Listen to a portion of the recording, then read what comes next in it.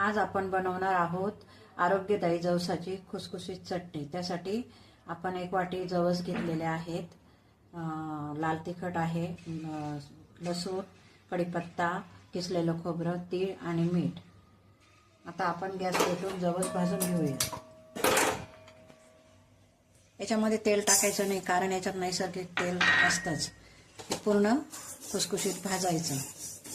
याला कोणी आळशी पण म्हणतं आणि इंग्लिशमध्ये त्याला फ्लेक्सीड म्हणतात। हे हृदयासाठी फार फायदेशीर आहे। जवस आता भाजत आलेले आहे, तडतड व्हायला लागलं की जवस भाजलेले आहे असं समजायचं। त्याच्यात आता किसलेलं खोबरं आणि तीळ टाकायचे।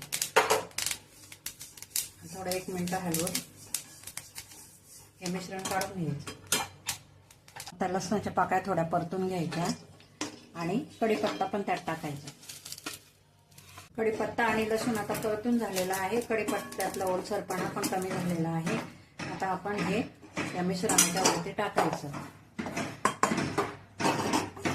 त्याच्यात मीठ आणि लाल तिखट टाकायचं आणि हे थंड झाल्यानंतर मिक्सरला फिरवून घ्यायचं। थंड झाल्यानंतर हे सर्व साहित्य मिक्सरमध्ये फिरवून घेतलेलं आहे। आता ते एका बाउलमध्ये काढून घेते। झाली आपली आरोग्यदायी जवसाची चटणी तयार।